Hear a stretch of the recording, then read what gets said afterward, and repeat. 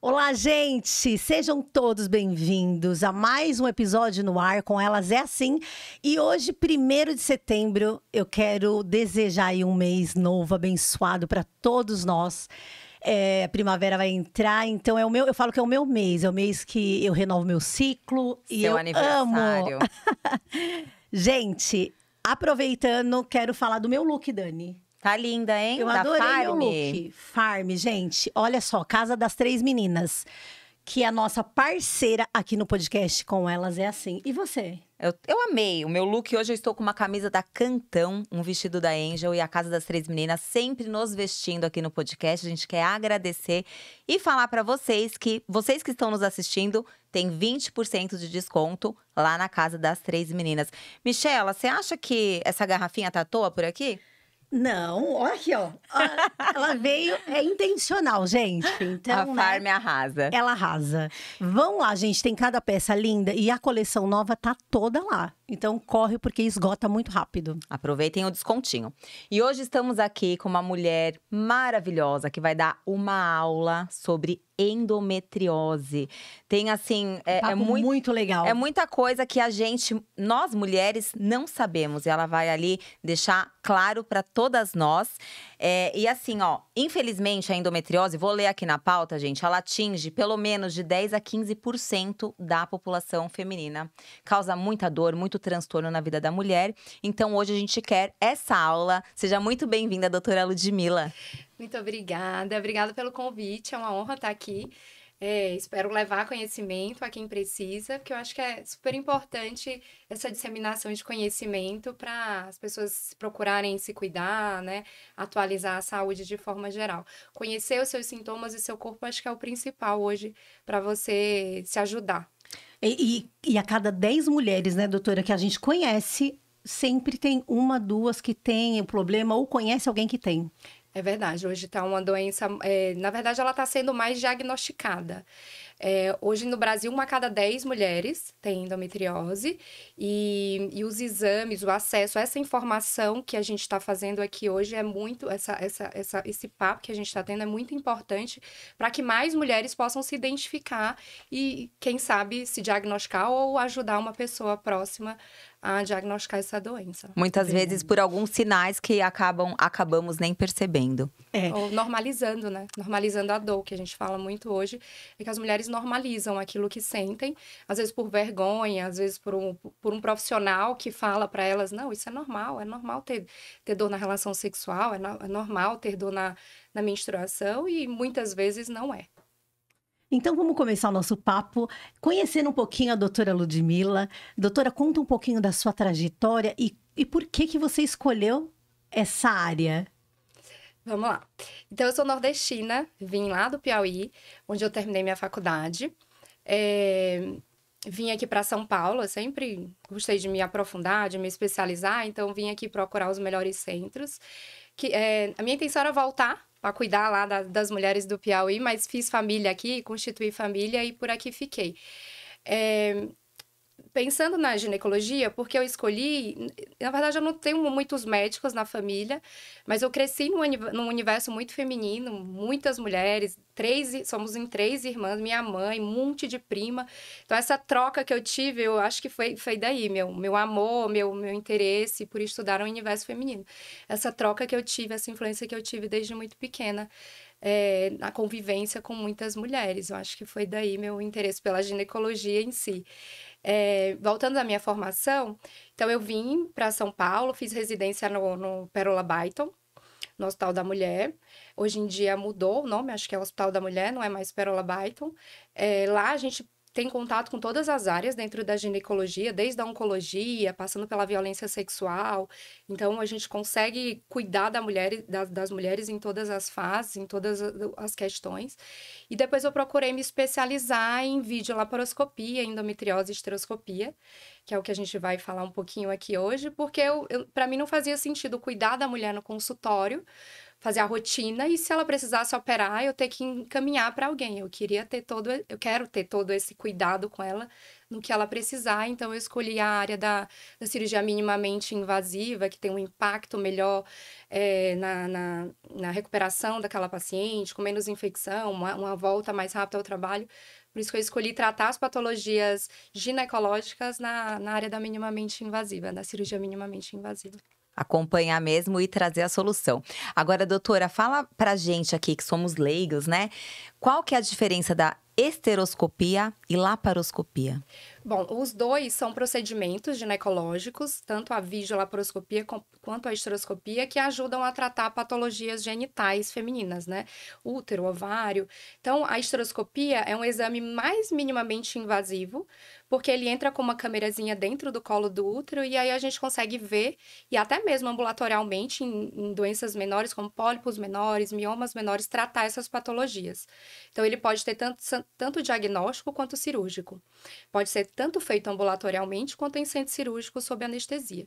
Já a videolaparoscopia, não, é uma cirurgia, ela é feita em centro cirúrgico, sob anestesia geral, via de regra. Então, os pacientes sempre perguntam, doutor, e a anestesia? Então, via de regra é a intubação, você precisa ser intubada para fazer uma videolaparoscopia.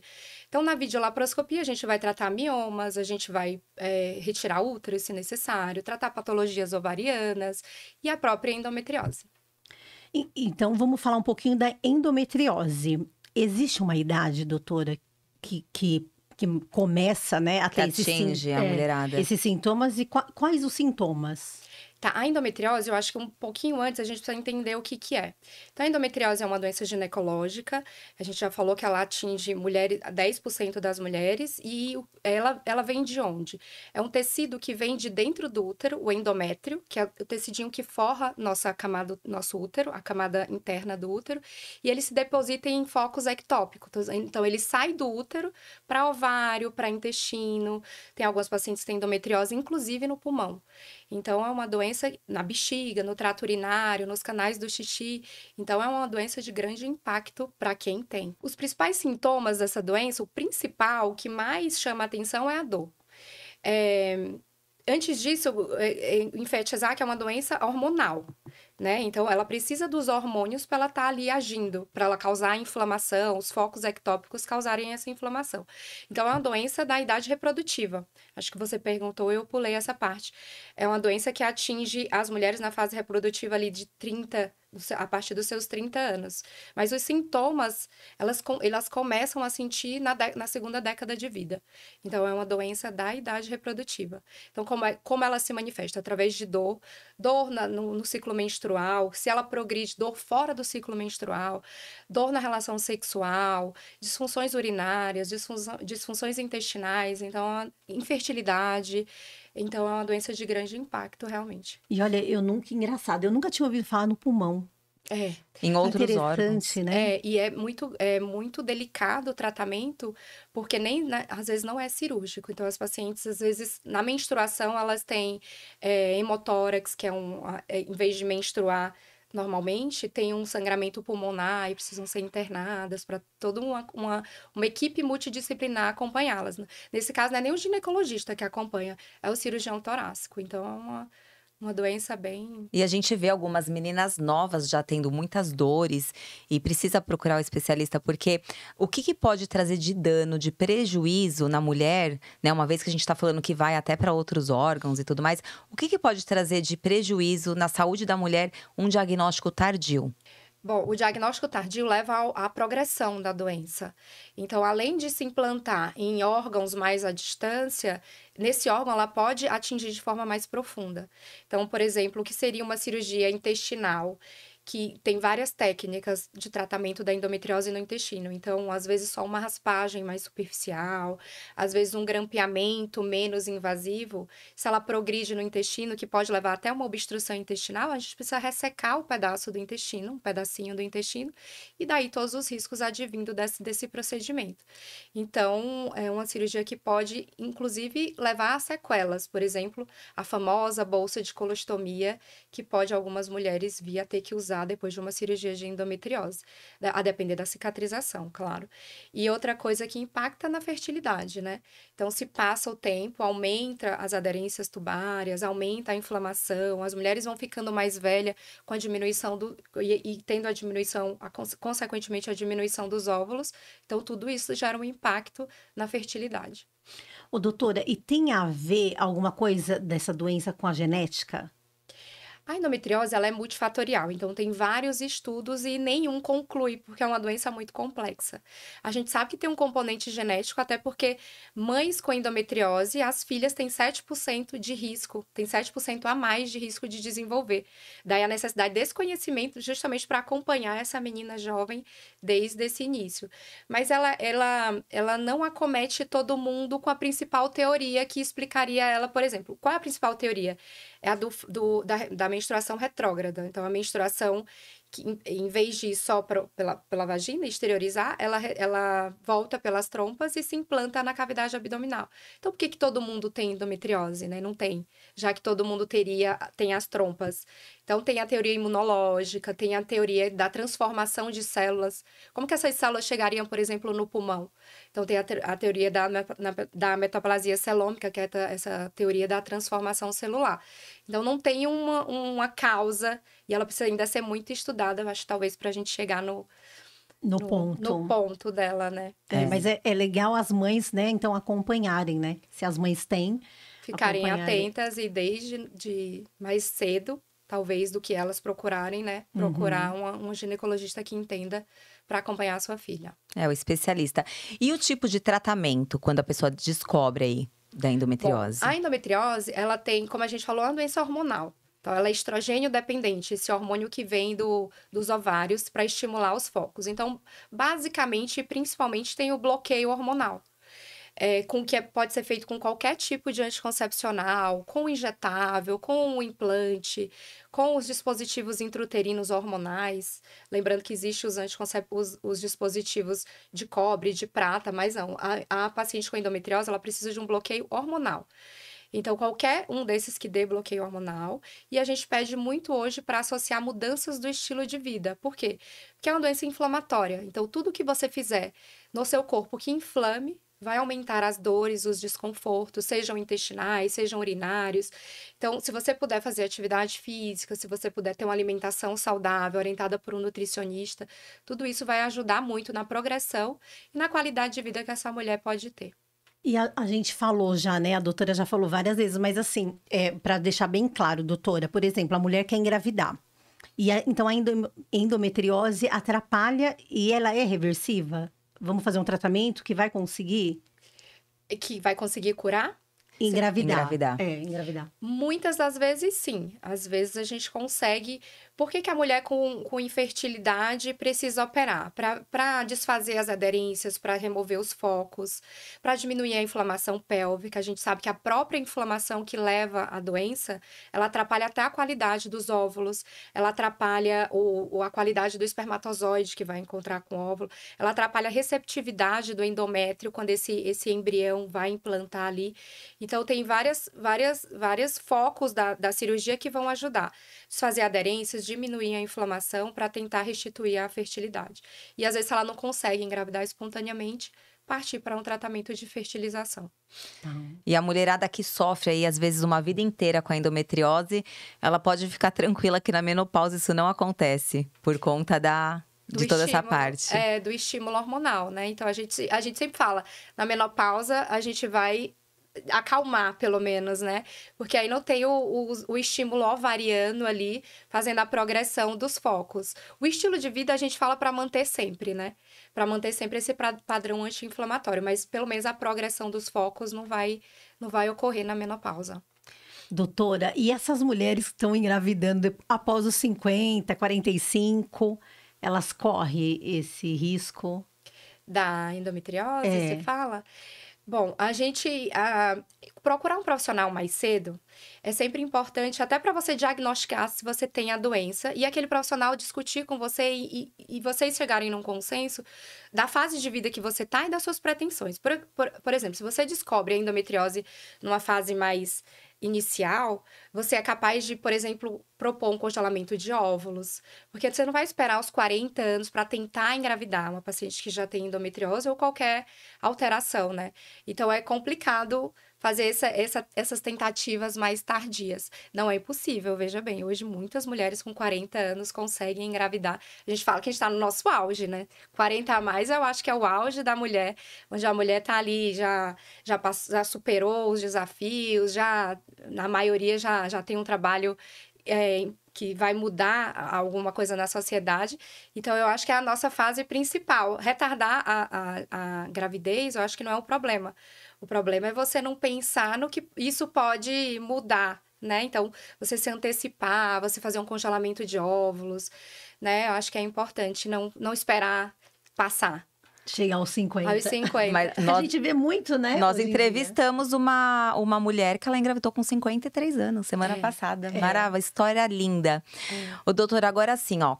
Hoje em dia, se fala muito da bagunça hormonal nos 40 a mais, existe reposição. O que a profissional como você pode ajudar na mulher que tá ali nessa fase dos 40 a mais, se sente cansada, né? Vitamina, hormônio bagunçado. O que essa mulher pode esperar de um especialista? Eu acho que entender a fase que cada mulher está é o mais importante. E entender os conceitos, né? O que é a menopausa, o que é o climatério, quais são os sintomas que você sente, onde você se enquadra. Porque muitas vezes as pessoas acham que para fazer uma reposição hormonal, você precisa do diagnóstico da menopausa laboratorial. E não, você procurar um profissional que entenda dessa parte te leva eu me reconheci agora com sintomas. Eu vou precisar chegar na menopausa para eu mudar a minha qualidade de vida? E não é assim. Então, você saber orientar, saber entender a fase que a mulher tá, hoje eu acho que é o mais importante. Não precisa de um FSH, que é o hormônio que é o dos exames que a gente vê que está mais elevado na menopausa, para você começar a fazer uma reposição hormonal que vai mudar a qualidade de vida daquela mulher. Então, eu acho que é isso. A conversa, a proximidade com a paciente, entender a fase que ela tá e propor o melhor tratamento. Doutora, então, vamos deixar aqui claro que eu não entendi ainda uma coisa. Quando a gente faz um exame de rotina, né? E aí, a senhora já consegue me ajudar lá no convênio rapidinho ou não? Não, esse é o grande problema nos atendimentos do convênio, né? A gente atende um grande volume de pacientes em pouco tempo. Daí que vem um pouco até da frustração desse atendimento rápido, da falta de contato, do tempo nem desse olho no olho, da gente trocar e entender o que a paciente precisa naquele momento. Então, são consultas de 12 minutos, de 15 minutos, que é impossível você fazer toda essa triagem, todo esse entendimento do que a paciente precisa. Então, daí a grande diferença, e daí porque eu também estou atendendo em consultórios hoje em dia, para ter essa maior proximidade, essa maior relação com a paciente e conseguir suprir todas as necessidades em termos de exame, de conversa, de dúvidas, de troca, né, doutora? de Porque dúvidas. a gente tem muitas dúvidas, né? Não dá para ser um atendimento É. rápido. E, doutora, hoje em dia, qual que é o principal exame ginecológico para saber da saúde da mulher? Bom, quando a gente fala de rotina ginecológica, a gente não resume a um exame só. Então, a gente tem que sempre pensar na saúde mamária, na saúde metabólica, endócrina, na saúde óssea, na saúde cardiovascular e na saúde genital. Hoje em dia, a gente tem, inclusive, uma novidade, que foi uma diretriz recentemente lançada aqui no Brasil. Até uma novidade mais para os pacientes do SUS, porque as pacientes da rede suplementar já têm esse acesso a esse exame, que é o teste de DNA HPV, para prevenção do câncer de colo do útero. Então, hoje, na era da biologia molecular, a gente está fazendo como os países desenvolvidos. Então, a gente está tentando avançar nessa prevenção do câncer do colo do útero, que a OMS quer erradicar do mundo, que é um câncer que é tratável quando você descobre precocemente. Então, hoje em dia, a gente tem o Papa Nicolau, que ele vai estudar alterações celulares que já existem, né? Que o vírus já agiu ali. E no teste de DNA HPV, que é um teste de biologia molecular, você vai procurar os fragmentos do DNA viral. Então, você vai observar se naquela mulher ela tem o vírus, antes mesmo que ele consiga agir no colo do útero. E aí conseguir fazer todas as orientações para que ela não tenha uma lesão progressiva ali. É por isso a importância, né, do exame. Tá sempre em dia. Exatamente. Ô, doutora, e assim, no consultório que a senhora hoje atende, existe outras ginecos, outras especialidades? Ai, é bem importante essa pergunta, porque a mulher precisa de esses suportes. Então, ter uma nutricionista, ter uma fisioterapia pélvica, mesmo que não seja só para endometriose, tá? Então, queixas urinárias, melhorias em gerais na saúde. Então, você sempre tem que estar cercada de vários profissionais. Outros ginecologistas, urologistas, cirurgiões do trato digestivo, que a gente precisa, inclusive na endometriose. Então, às vezes, numa cirurgia de endometriose, entram ginecologistas, cirurgiões gerais, proctologistas, cirurgiões ginecológicos e, no caso das endometrioses torácicas, até o cirurgião torácico. Então, ter esse contato, ter no consultório outros contatos para indicar é sempre importante. É legal porque aí vocês conversam entre si, porque muitas vezes o médico dá um diagnóstico, ela vai passar com um especialista que não concorda e fica uma confusão. Falam Então a é legal mesma língua, né? que lá resolve tudo. É nesse sentido mesmo que a gente Então, pensa. mulheres já sabem, né? Já já ela vai passar o endereço. Doutora, agora vamos fazer um bate-bola, você topa? Vamos lá. Então vamos lá, ó. Bate-bola pra doutora. Medicina pra você é? Medicina para mim é amor. Eu acho que se você não amar o que você faz, a rotina pesada que a gente tem de trabalho, aí você não consegue seguir. Então, eu acho que medicina é amor. E um desafio na carreira até hoje. Eu acho que conciliar essa vida corrida de cirurgiã, de médica, com o meu papel de mãe. Eu acho que é o mais desafiador. E um mito sobre endometriose, doutora? Um mito sobre a endometriose. Que a endometriose cura com a cirurgia. É um mito. Então, apesar de cirurgias bem-sucedidas, você continua com o diagnóstico de endometriose. Você tem que acompanhar durante toda a vida. Que a gravidez cura, mas na verdade não é. A gravidez é aquele momento de pausa hormonal, mas a gravidez também não cura. E de que toda mulher com endometriose é infértil. Também é um mito. Uma palavra que define sua missão como médica. Dedicação. Eu acho que se você não se dedica, se você não faz com amor, nada dá certo.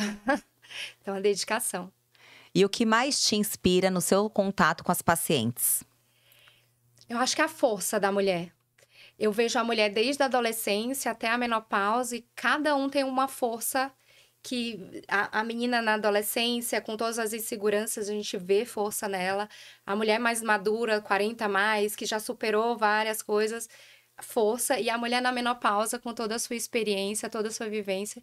Então, acho que é a força da mulher hoje. A força da mulher que me inspira.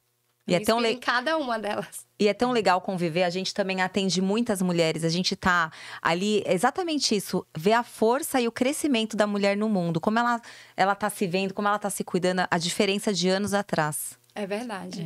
Isso a gente vê dia a dia, como ela procura resolver. Não, doutora, não é isso, me explica.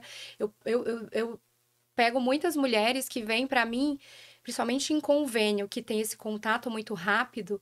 E eu falo, mas por que você tá aqui? Não sei, eu vim encaminhada. Aí ela me dá um papel, eu falo, mas não pode, você é dona do seu corpo, você tem que entender o que tá acontecendo. Ninguém te falou, não. O médico só me deu um papel. Então, a gente vê o quanto que isso precisa ser enfatizado para ela, né? Você pode, você consegue, você é mulher, né? Você tem uma força incrível. Então, acho que a gente, profissional da saúde, orientando, incentivando ela a buscar informações, acho que é muito importante. Esse papel que vocês estão fazendo hoje de levar informações, queria parabenizar vocês, muito legal. Doutora, eu vou pedir para você olhar para essa câmera aqui e deixar uma mensagem para a mulherada que está nos assistindo. Você, mulher que assistiu a gente aqui, por favor, nunca normalize a dor. Nunca ache que sentir dor na menstruação é normal. Nunca ache que sentir dor, que ter que evitar ter relação com seu parceiro é normal. Ter dificuldades para engravidar, sempre procure um especialista, sempre procure se autoconhecer, reconhecer os sintomas em você, na sua amiga, na sua irmã, para tentar ajudar e conseguir melhorar a saúde de forma geral. Conte com a gente. Isso que é muito legal, porque às vezes o outro percebe esse problema. Uma amiga, uma irmã, onde a pessoa não tá se reconhecendo. Então, a gente quer te agradecer, foi uma honra te receber aqui, doutora. E passar tanto conhecimento para as pessoas, para as mulheres que querem saber, que precisam saber. Muito obrigada, foi muito bacana. Obrigada a vocês pela oportunidade. Para vocês que nos assistiram, nós vamos deixar aqui, a doutora atende em 2 consultórios em São Paulo. Nós vamos deixar o endereço da doutora. Vocês não normalizem, como ela disse, mulher, a gente tá tomando lugar no mundo, já tomamos, e a gente não pode se calar, a gente não pode normalizar as coisas. É isso mesmo, gente. E você que quer nos inspirar, vem contar sua história. Nós já estamos chegando no final do ano. Vem contar aqui a sua transição de carreira, de repente, aquela história que você tem ou um negócio novo. Compartilhar conhecimento, assim como a doutora fez. Exatamente. Porque com elas… É assim.